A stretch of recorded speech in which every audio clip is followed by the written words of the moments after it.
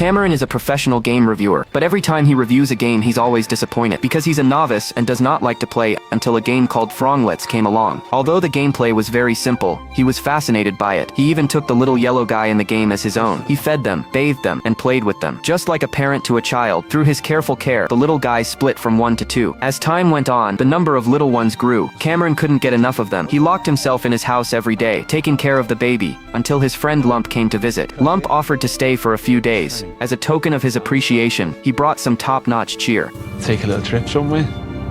It was the first time Cameron had ever experienced such top-notch pleasure. In this state, he found that he could actually understand what the kid was saying, and that made him ecstatic. The child had delivered an important message to him. More computer hardware could speed up their reproduction. Cameron couldn't wait to write down their needs. But when he woke up the next day, he found he'd lost the ability to communicate with them. It made him very anxious, so he bought all of Lump's scrap and bought the equipment the kids asked for. When he got home, he eagerly put the scrap in his mouth. You hear me? Okay.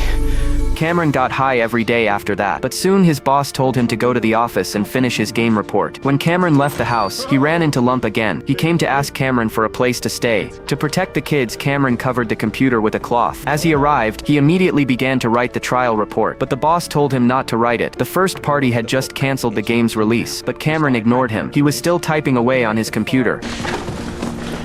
Oh, thanks.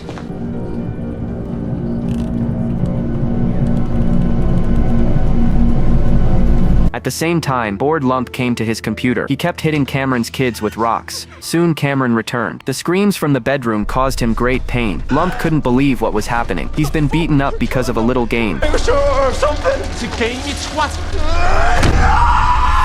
Angry, he fought with Cameron. The little yellows could see it all. Cameron's anger grew even more intense.